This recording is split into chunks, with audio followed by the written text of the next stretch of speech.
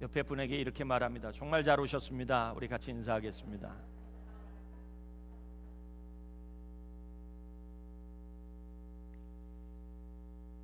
오늘 이 아침에는 우리가 읽었던 본문의 말씀을 가지고 할례를 행하라라는 제목으로 여러분에게 말씀을 증거합니다. 오늘 본문에는 길갈에 도착한 이스라엘 백성에게 하나님이 할례를 명하시는 이야기가 나옵니다. 오늘 본문 말씀이 우리에게 주는 중요한 교훈들이 있어서 금주와 다음 주에 걸쳐서 말씀을 증거하려고 합니다. 금주에는 할례를 행하라는 제목으로 말씀을 전하고, 다음 주에는 다시 할례를 행하라는 제목으로 할례와 세례의 의미에 관해 말씀을 증거하려고 합니다. 이스라엘 백성은 하나님의 행하신 기적으로 요단강을 건넜습니다. 그들의 도하가 여리고 앞에서 이루어진 일이지만 여리고성 거민들로부터나 가나안 땅의 거민들로부터 아무런 공격도 제재도 받지 않은 상태에서 요단강을 건넜고 길갈의 진을 치게 되었습니다. 비록 길갈이 가나안 땅의 변방이었지만 분명한 사실은 약속의 땅의 일부였고, 앞으로 이뤄질 정복 전쟁의 본부의 역할을 할 길갈의 진을 치게 되었어요. 길갈은 하나님께서 이스라엘 백성들에게 가나안 땅 전체를 주시겠다라는 하나의 다운 페이먼트, 보증과 같은 역할이었습니다. 이런 시점에 하나님은 이스라엘 백성에게 할례를 명하십니다. 이 이야기를 여러분과 나누면서 이 이야기가 우리들에게 중요한 교훈이 되어지고 우리의 삶을 더욱더 하나님 보시기에 아름답고 성숙한 모습으로 빚어가길 주님의 이름으로 축원합니다. 이 이야기는 우리들에게 세 가지 중요한 교훈을 줍니다. 첫 번째, 따라합니다. 하나님을 신뢰하자. 옆에 분에게 말합니다. 하나님을 신뢰합시다. 이스라엘 백성은 지금 적진에 들어와 있습니다. 요단강을 이미 건너서 요단강 서편에 와 있는 거예요.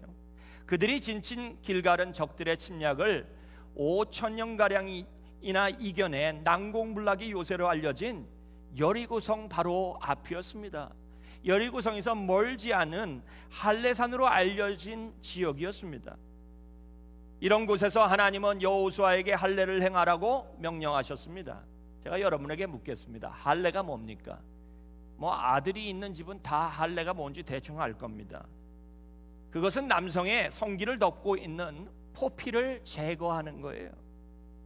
이는 할례를 받은 이들에게 엄청난 고통을 가져왔습니다. 이를 잘 설명해 주는 이야기가 성경에 등장해요. 창세기 34장 1절부터 34절에 보면 야곱의 딸 디나가 세겜 도성의 추장인 세겜에게 강간을 당하는 이야기가 나옵니다. 세겜의 아버지 하몰은 야곱에게 찾아와서 디나를 세겜의 아내로 달라고 청을 했습니다. 또한 이렇게 된 김에 당신의 자손들이, 당신의 딸들과 아들들이 우리 마을에 있는, 우리 성에 있는 사람들과 통혼을 하면 어떻겠습니까? 우리 도성에 있는 딸들을 당신의 자손의 며느리로, 부인으로 삼게 하고, 또한 당신의 딸들을 우리들의 며느리로 주면 어떻습니까? 라는 이야기를 했습니다. 만약 그렇게 하면 그들이 소유한 땅의 일부를 야곱의 식구들에게 팔아 거주하게 하겠다는 것이었어요. 디나가 세겜에서 강간을 당했다는 소식을 나중에 들은 야곱의 아들들은 심히 분노했습니다. 그리고 복수를 결심해요. 아직 아버지 야곱이 하몰의 요구에 어떤 결정을 내리기도 전이었는데 야곱의 아들들은 하몰과 세겜에게 거짓말로 디나를 시집 보내겠다라고 약속을 합니다. 그러나 한 가지 조건이 있다라고 조건을 걸었어요. 세겜성의 모든 남성들이 할례를 받아야 결혼을 시키겠다는 것이었습니다. 이를 좋게 여긴 하몰과 세겜은 성읍에 출입하는 모든 남자에게 할례를 행했어요. 성에 들어오는 사람들 부릅니다. 남자들은 다 부르는 거예요. 할례를 받고 가시오. 들어오는 사람들 다 잡아갖고 그냥 다 할례를 했어요. 그래야 통혼을 할 수 있다고. 그리고 나서 한 3일이 지났을 때요, 성경은 이렇게 기록합니다. 창세기서 34장 25절은 이렇게 말하고 있어요. 우리 같이 읽겠습니다. 제3일에 미처 그들이 고통할 때 야곱의 두 아들인 디나의 오라비 시므온과 레위가 각기 칼을 가지고 가서 부지 중에 성을 엄습하여 그 모든 남자를 죽이고. 무슨 말이에요? 세겜 사람들이 3일째가 되어 극심한 고통 가운데 있을 때 야곱의 아들 전체가 가서라고 얘기합니까? 아니요. 야곱의 12아들 중에 단 몇 명이요? 2명이, 시몬과 레위가 그들을 급습하여서 세겜의 모든 남자를 칼로 죽였다라고 얘기해요. 여러분, 한 성읍입니다. 한두 사람 살았겠습니까? 아닙니다. 많은 숫자예요. 그런데 단 2명에 의해서 한 마을의 남자들이 다 몰살을 당했다라는 거예요. 여러분, 이게 뭘 얘기하는 겁니까? 할례는 엄청난 고통을 수반한다는 거예요. 할례 받은 사람들로 자신을 방어할 수 없는 고통에 이르게 한다는 것입니다. 당시에 무슨 몰핀이 어디 있어요? 그냥 고통을 다 당하는 상태에 3일이 되면 까무러칠 정도로 힘든 거라는 거예요. 다시 말해서 여호수아 5장에서 할례를 받는 일은 그냥 우리가 아는 할례를 받는 차원의 이야기가 아닙니다. 간단한 이야기가 아니에요. 이스라엘 전체를 위험에 빠뜨릴 수 있는 일입니다. 그것도 적진에서 전쟁 중에 할례를 받는다는 것은 사실 미친 짓 같은 일이에요. 여러분, 이스라엘 백성들 중에 전쟁에 나설 수 있는 전력이 바닥이 나는 일이에요. 여러분, 그런데 하나님은 굳이 이 시점 이 장소에서 여호수아와 이스라엘 백성에게 할례를 받으라고 명령하셨어요. 제가 여러분에게 묻겠습니다. 하나님이 그들이 처할 위험한 상황을 몰라서 명령하셨을까요? 아닙니다.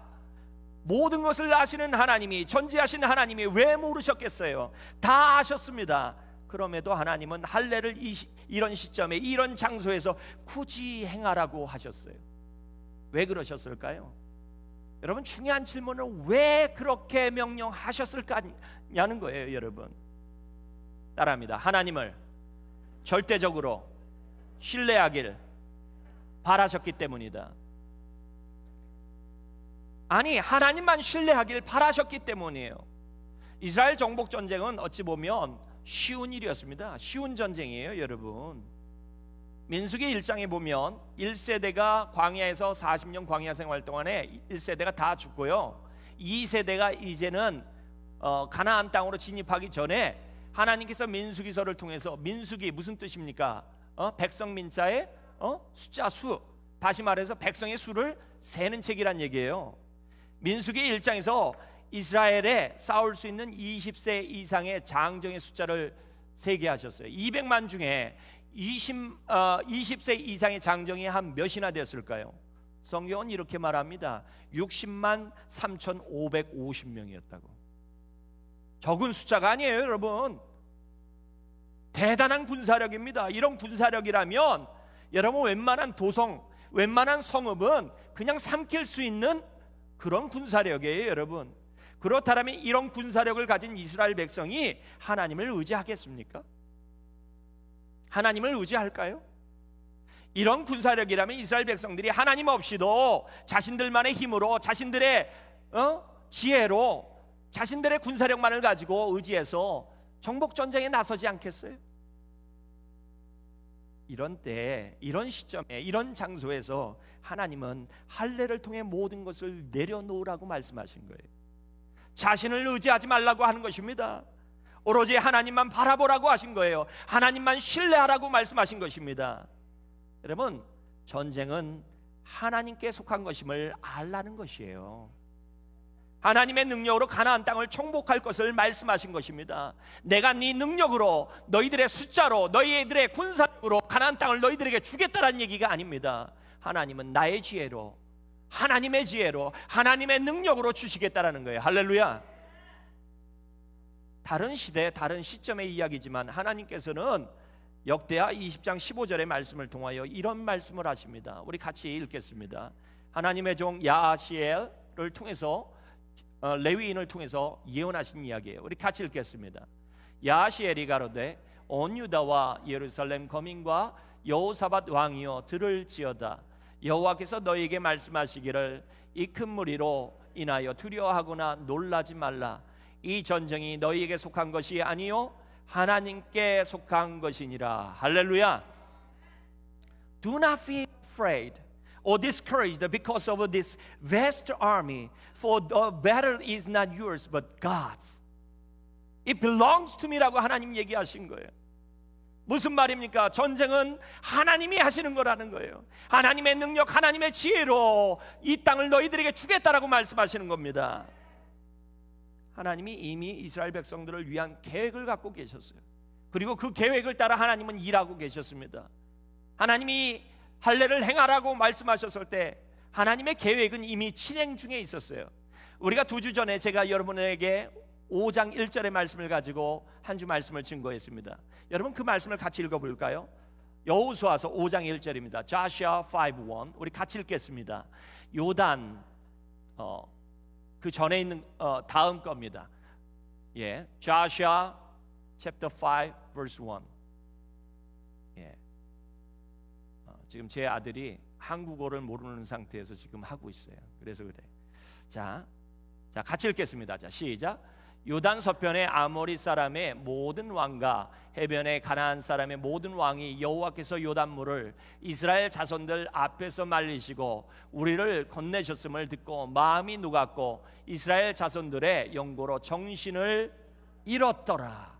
그렇습니다. 하나님의 홍수철에 요단강을 건너게 하신 이유가 바로 여기에 있어요. 수고스럽지만 하나님께서 홍수철에, 그것도 요단강 상류도 아니고 물이 가장 많이 부는 요단강 하류에서 요단강 물을 건너게 하시고 마른 땅이 되게 하셔서 200만을 건너게 하신 이유가 뭐예요? 170만 이상의 인구를. 그것은 다 이런 이유 때문입니다. 가나안 거민들이 겁을 먹고 이스라엘 백성을 공격하지 못하도록 하나님께서 미리 일하고 계셨던 거예요. 여러분, 하나님이 어떤 말씀을 하실 때 하나님이 다 책임지세요. 할렐루야. 옆에 분에게 말합니다. 하나님이 다 책임지십니다. 여러분, 하나님이 무책임하게 명령하신 것이 아니었다는 것입니다. 여러분, 하나님이 어떤 말씀을 하실 때 하나님은 이미 계획이 다 있으세요. 할렐루야. 하나님이 책임지신다라고 말씀하시는 거예요. 할렐루야. 순종은 하나님을 신뢰한다는 증거입니다. 놀랍게도 이스라엘 백성 모두가 순종을 했습니다. 불평을 하지 않았어요. 하나님의 명령은 지금 상황에 맞지 않습니다. 어리석은 일입니다. 어리석은 생각입니다라고 불평하지 않았어요.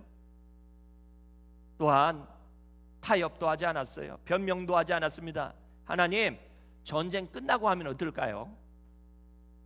지금만 조금 지나서 하면 좋을 것 같은데 싸울 수 있는 장정의 수의 반만 하면 어떨 거예요? 아니, 지파대로 돌아가면서 하면 어떨까요? 아니야, 아이들만 이번에는 하면 좀 어떨까요?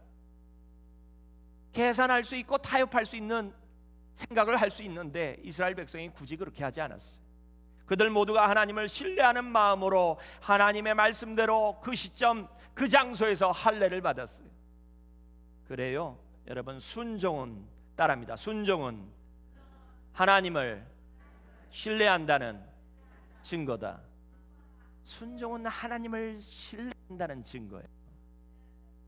하나님을 믿는다고 100번 얘기하지만 신뢰하지 못한다면 절대 하지 못하는 게 순종입니다.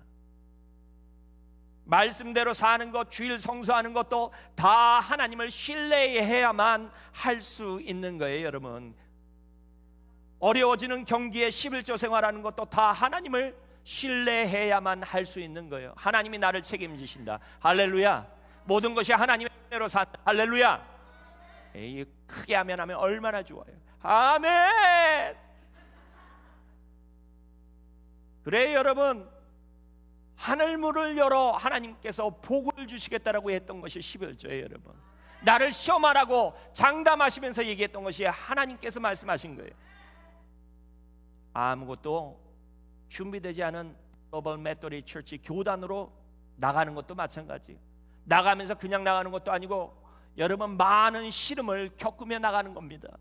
또한 어떤 무엇이 기다리는지도 알지 못하면서 나가요. 저희 교회가 미국 전역 전 세계에 있는 한인교회 중에 제일 1차로 나갑니다. 우리 교회가 웨이메이커예요. 길을 내고 있어요. 할렐루야. 목사들은 그냥 나가는 게 아닙니다. 목사들도 감당해야 될 거 다 감당하고 나가는 거예요. 펜션 부어왔던 거 17년 부어왔던 거 그거 다 지금 물거품 되고 다 그런다라 그래. 그러면서도 나가는 거예요. 여러분 조금 기다렸다 나가면 어떨까요? 좀 방법이 생기고 이렇게 할 수도 있어요. 그러나 여러분 따라합니다. 하나님 말씀대로 살기 위해서 우리는 종종 연약해져야 한다. Often we all should be vulnerable to obey. 종종 손해도 봐야 합니다. 하나님의 말씀대로 살기 위해서. 세상에서 손해 안 보고 믿음 때문에 손해 안 보고 하나님 쫓아가면서 손해 안 보고 살려고 하면 신앙생활 못 합니다. 순종 못 해요, 여러분. 하나님에 대한 절대적인 신뢰 없이는 불가능한 거예요, 여러분. 성도 여러분, 하나님을 절대적으로 신뢰하시길 바랍니다. 아멘. 왜요? 하나님이 책임지세요. 지혜의 하나님이세요, 여러분. 우리에게 말씀하시는 하나님은 능력이 많으시고 지혜로운 하나님이심을 기억하시길 바라요. 모든 것을 책임지시는 하나님이심을 기억하시길 바랍니다. 아멘. 두 번째, 여러분 따라합니다. 중요한 것부터 크게 합니다. 중요한 것부터 먼저 하라. 여러분 중요한 것부터 먼저 해야 되는 거예요, 여러분. 중요한 것부터. 맞죠? 일을 하면서도 중요한 것부터 먼저를 해야 되는 거예요. 적진에 들어간 이스라엘 백성들은 사기가 충만했습니다. 요단강이 갈라지고 그들의 길을 막을 수 있는 그런 가나안 족속이 하나도 없었어요. 빨리 정복 전쟁을 시작하길 바랬습니다. 막다트리는 적군들을 다 물리치고 땅을 차지하길 바랬어요. 그런데 이런 상황에서 하나님은 뭐를 하라고 하셨다고요? 할례를 행하라고 하셨어요. 여기에 또 다른 교훈이 있습니다. 우리가 제일 우선시하는 것이, 여러분 잘 들으십시오. 우리가 제일 우선시하는 것이 하나님이 제일 우선적인 일로 여기시는 것이 아닐 수 있다는 거예요. 또한 우리가 제일 중요하다라고 생각하는 것이 하나님이 제일 중요하게 여기는 것도 아닐 수 있다라는 거예요. 뒤집어서 얘기하면 하나님이 중요하다라고 여기시는 것을 우리가 소홀히 하며 살고 있을 수도 있다라는 얘기예요, 여러분. 이스라엘 백성들에게 시급한 일은 그들 눈에 보이는 적들과 전쟁을 하는 것이었습니다. 빨리 정복 전쟁을 수행하는 것이 급해 보였어요. 가장 중요해 보였습니다. 그러나 하나님이 보시기에 할례를 행하는 것이 무엇보다도 중요하고 우선적인 일이었다는 거예요, 여러분. 왜요? 할례가 하나님과 이스라엘의 관계를 규정하고 있기 때문이에요. 하나님은 약속의 백성들에게 가나안 땅을 주신다라 그랬어요. 그렇다면 약속의 자손이 되기 위해서는 할례가 필요한 거예요.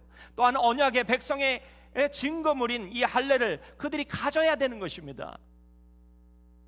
우리의 삶에서도 마찬가지예요. 실상 하나님의 눈에는 우선적인 일인데 우리 눈에는 그렇게 눈에만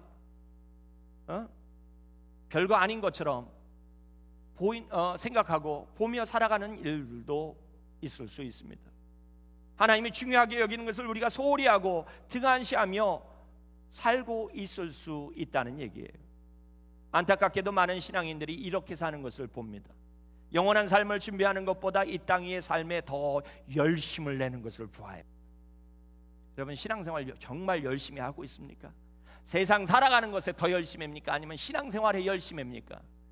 신앙생활에 열심을 내야 할 줄 믿습니다, 여러분. 하나님의 뜻보다 자신의 계획이 더 우선적인 사람들이 더 많아요.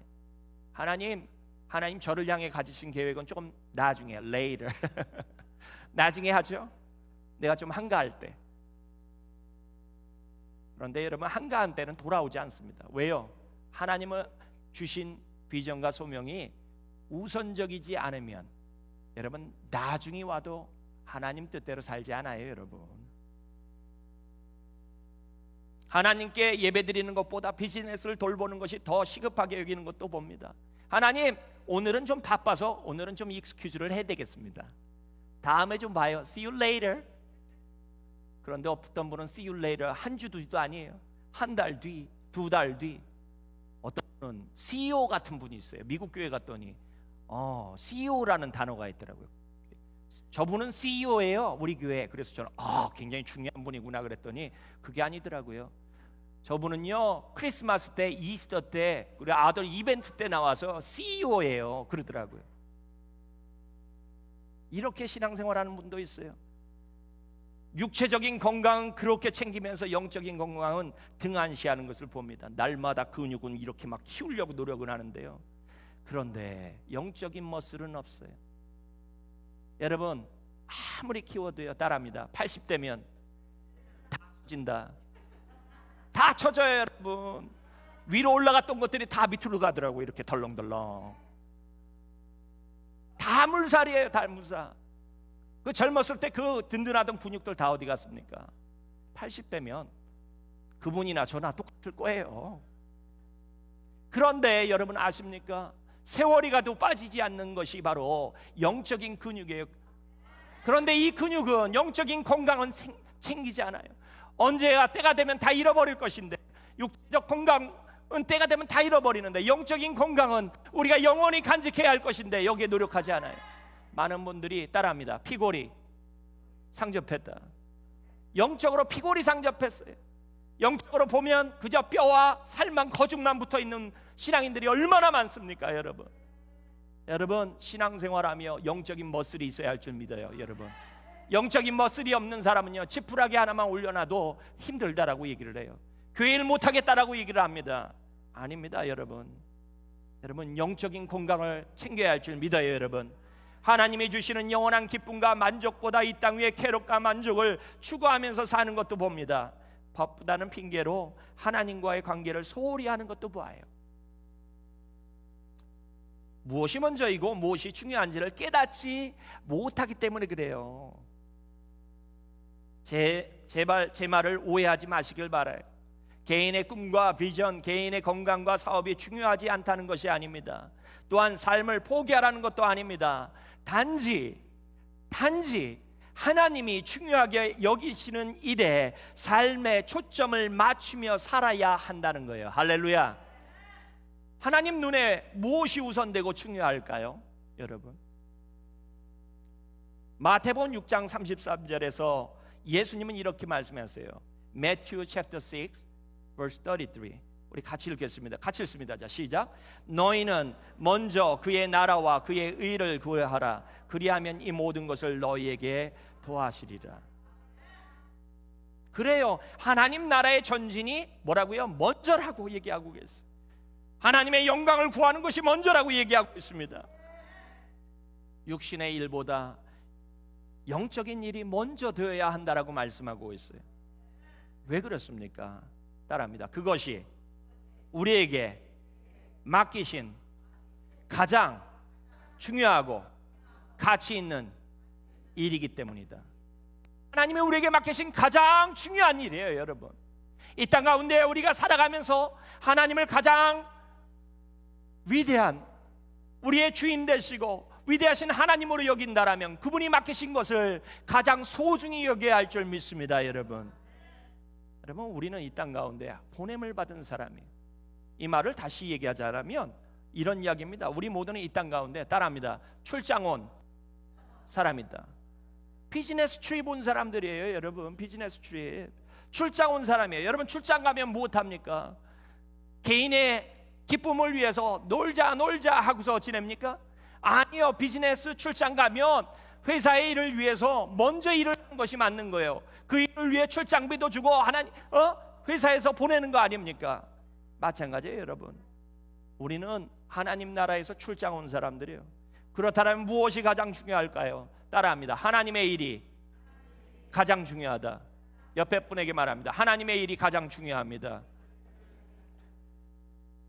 제가 묻겠습니다 여러분. 정말 그렇습니까? 정말 그러세요? 왜 아멘이 시원찮아져요 여러분? 아멘! 하나님의 나라와 영광이 가장 중요한 거예요. 하나님이 맡기신 사명이 중요합니다. 하나님과의 관계가 중요하고 영적인 일이 중요한 것입니다 여러분. 예수님도 이 땅 가운데서 출장 오신 분처럼 사셨어요.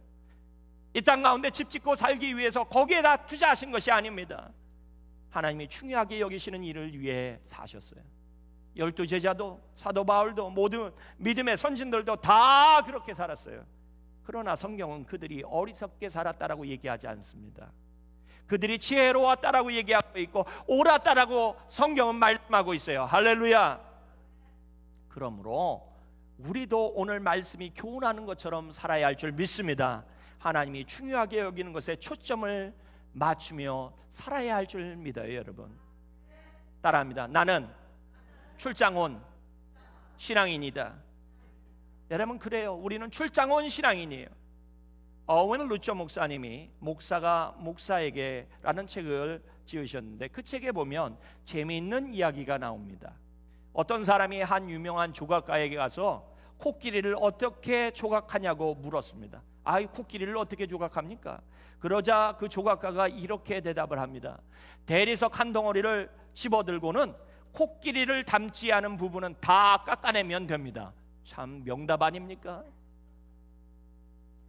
그래요. 지금 시간의 덩어리, 삶의 덩어리를 들고 삶의 최우선순위를 정하여 우선순위가 아닌 부분은 과감히 깎아내고 내려놓아야 할 줄 믿습니다. 여러분 성도 여러분, 하나님이 원하시는 모습으로 살기를 원한다면 깎아내세요. 여러분 성도 여러분, 가장 중요한 것부터 먼저 하시며 살아가시길 간절히 축원합니다. 오로지 하나님이 원하시는 것을 남기기 위해, 오로지 하나님이 원하시는 것을 남기기 위해 살아가시는 저와 여러분 모두가 되시길 주님의 이름으로 간절히 축원합니다. 마지막에 여러분, 마지막은 언제나 즐겁죠. 점심이 다가오고 따라합니다. 예습성을 버리자. 그래요 여러분, 예습성을 버려야 합니다. 하나님이 다시 할례를 명하신 이유는 표면적으로 할례를 받은 이스라엘 백성 1세대 이스라엘 백성이 다 광야에서 죽었기 때문이에요. 그리고 2세대 광야에서 태어난 할례를 받지 못한 세대에게 약속의 땅이 허락되어졌기 때문입니다. 그러나 사실 더 깊은 이유가 있어요. 하나님께서 할례를 하라고 하시는 이유가 여호수아서 5장 9절입니다. Joshua 5:9. 우리 같이 읽도록 하겠습니다. 우리 같이 읽겠습니다. 자, 시작. 여호와께서 여호수아에게 이르시되 내가 오늘 애굽의 수치를 너희에게서 떠나가게 하였다 하였으므로 그곳 이름을 오늘까지 길갈이라 하느니라. 그래요. 할례를 하라고 하시는 이유는 애굽의 수치 때문이었다는 거예요. 하나님은 이스라엘 자손들이 애굽의 수치를 아는 상태에서 새 땅에 들어가기를 바라지 않으셨습니다. 다시 말해서 애굽의 수치를 벗어주기를 바라셨던 거예요. 애굽의 수치가 뭘까요, 여러분? 참 이런 중요한 이야기를 이 앉아서 들으시고 있는 여러분은 참으로 행복한 사람이에요. 아멘도 크게 안 하셔요. 애굽의 수치가 무엇을 의미하는 것일까요, 여러분? 그것은 하나님의 은혜로 애굽의 종살이에서 구원받고 홍해를 건넌과 동시에 버려서야 할 옛 생활의 모습이었습니다, 여러분. 마치 할례를 행하면 성기의 포피를 잘라내어 버리듯이 버려서야 할 추한 옛 죄성이었어요, 여러분. 이스라엘 백성은 애굽에서 노예 생활을 하는 동안에 애굽 사람들처럼 우상 숭배를 하는 삶을 살았습니다. 노예 생활에 찌들어 불평을 달고 살았어요. 날마다 불평했어요. 400년이 넘게 그 땅 가운데 살며 430년간 살면서 400년가량을 종살이했을 겁니다. 그들이 얼마나 불평을 많이 했을까요? 날마다 고대다고 그냥 불평, 오늘도 불평, 내일도 불평, 시간마다 불평, 분마다 불평, 초마다 불평, 날마다 불평하고 살았을 것이에요, 여러분. 그래요. 하나님이 구원하시고 선택하신 백성의 모습이라고는 전혀 생각할 수 없는 모습으로 그들이 생활했어요. 구원받고 난 이후의 삶도 받기 전의 삶이나 별반 차이가 없었습니다. 이스라엘 백성은 가나안 땅으로 향하는 동안에 그들이 어딜 가든지 이런 죄된 모습을 지우지 못하고 살았습니다. 금송아지 사건이 말하지 않습니까? 그렇게 하나님이 구원하셨는데 그 하나님을 섬기는 것이 아니라 금송아지를 만들었어요, 여러분.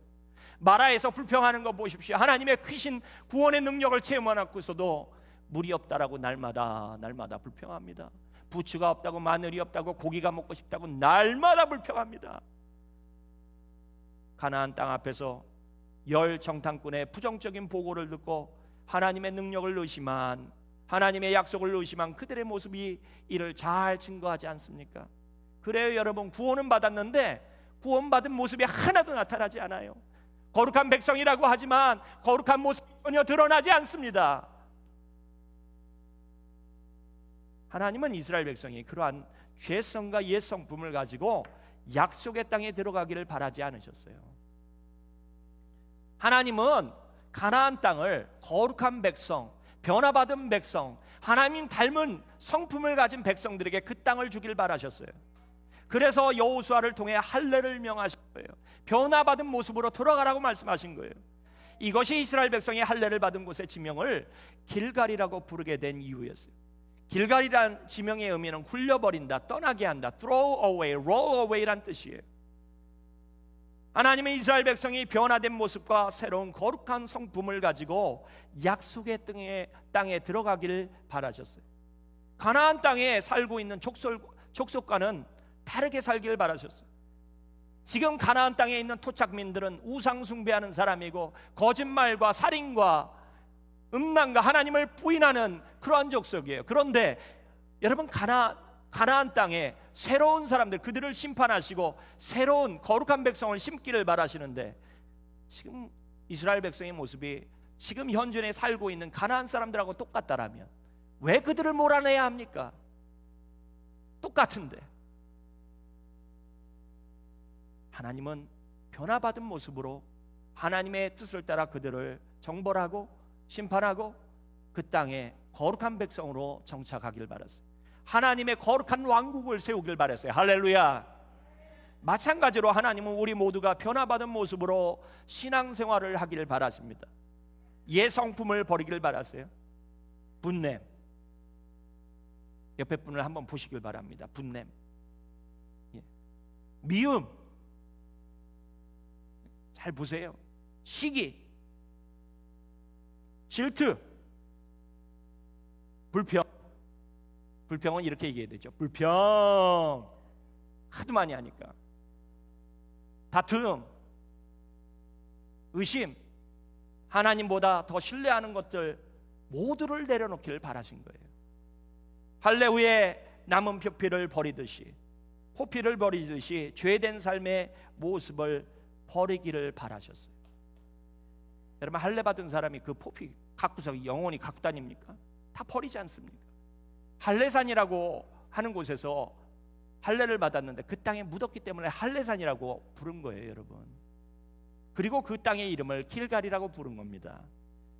여러분, 우리가 구원받기 전의 삶의 모습과 구원받은 이후의 삶의 모습은 전혀 다른 삶이 되어야 할 줄 믿습니다. 달라져야 돼요, 여러분.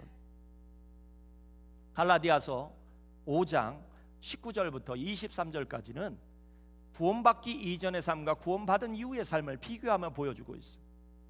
구원받기 이전의 삶을 19절부터 21절에 말씀하고 있습니다. 우리 같이 한번 읽어보겠습니다. 같이 읽겠습니다. 자, 시작. 육체의 일은 현저하니 곧 음행과 더러운 것과 호색과 우상숭배와 술수와 원수를 맺는 것과 분쟁과 시기와 분냄과 당짓는 것과 불리함과 이단과 투기와 술취함과 방탕함과 또 그와 같은 것들이라. 전에 너희에게 경계한 것 같이 경계하노니 이런 일들을 하는 자는 하나님의 나라를 유업으로 받을 것이라 라고 했습니까? 아니요, 받지 못할 것이라고 얘기하고 있어요. 무슨 말입니까? 하나님은 이런 추한 모습을 버리지 못한 이들로 하나님의 몸된 교회와 천국을 채우길 바라지 않으신다는 거예요. 여러분, 이 교회가 거룩한 모습이 있어야 할 줄 믿습니다. 그러려면 한 사람 한 사람이 거룩해지고 옛 추한 모습의 습성을 버리지 않는 이상은 여러분, 이 교회는 절대로 하나님 원하시는 모습이 될 수가 없어요. 천국이요? 하나님이 불평 달고 사는 사람으로 천국을 채우길 바라실까요? 아니요. 죄된 모습으로 삶을 사는 이들로 하나님이 채우시길 원하실까요? 아닙니다, 여러분. 하나님은 우리 모두가 성령 충만하고 예수 그리스도를 닮은 모습으로 하나님을 잘 섬기길 바라세요, 여러분. 하나님이 주시는 새로운 성품의 소유자가 되길 바라세요. 그래서 성령 하나님을 보내신 겁니다. 여러분 우리가 방금 읽었던 갈라디아서 5장 읽었던 그 말씀 바로 뒤에 나오는 22절부터 23절에 나오는 말씀은 우리가 변화받아야 할 구원받은 이후의 삶의 모습을 다루고 있습니다. 갈라디아서 5장 22절과 23절을 읽습니다.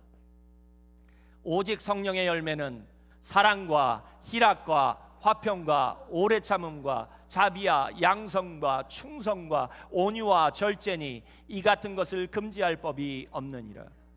무슨 말이에요, 여러분? 우리가 구원받은 이후에는 사랑의 사람, 희락의 사람, 화평의 사람, 참는 사람, 자비와 양성과 하나님께 충성하는 사람, 온유와 절제가 있는 삶을 살아야 한다라고 말씀하시는 거예요. 저와 여러분 모두가 하나님이 바라시는 변화받은 모습으로 교회를 섬기고 하나님 나라를 세워가기를 간절히 축원합니다. 하나님 나라에 들어가기를 바라요. 여러분 지금 하나님 나라에 여러분이 지금 갖고 있는 모습으로 들어가면 하나님 나라가 하나님 나라 달아와질지 자신에게 물어보십시오. 한번 물어보십시오. 여러분 부끄러움이 있다라면 오늘 이 말씀이 그저 한 번 듣고 끝나는 말씀이 아니라 우리의 삶을 변화시키고 우리의 삶을 성숙케 하며 성령 충만한 모습으로 하나님 나라에 들어가는 저와 여러분 모두가 되시길 주님의 이름으로 간절히 축원합니다. 사랑하는 성도 여러분, 하나님은 오늘 말씀처럼 우리가 하나님을 의지하고 신뢰하기를 바라세요. 순종은 하나님을 신뢰한다는 증거입니다. 순종 없이 하나님을 신뢰한다라고 할 수 없어요. 또한 하나님이 중요하게 여기는 것에 초점을 맞추며 살아가시기를 바랍니다. 우리가 중요하다고 여기는 것이 하나님께는 가장 중요한 것이 아닐 수 있음을 기억해야 합니다. 우리 모두가 출장 왔다는 마음으로 살아가시기를 바라요. 따라합니다. 출장 왔습니다. 오늘 나가시면서 인사할 때요, 출장 왔습니다라고 얘기를 하세요. 출장 왔습니다. 마지막으로 옛 성품을 버리고 새로운 성품을 덧입어 하나님의 교회와 나라를 섬기시길 간절히 바랍니다. 이 교회가 어떤 모양일지를 만드는 것은 저와 여러분이에요. 저와 여러분입니다. 저희 뉴게이트 모든 성도들이 성령 충만하고 그리스도를 닮은 모습으로 하루하루를 살아가기를, 하나님의 왕국을 세워가기를 주님의 이름으로 간절히 축원합니다.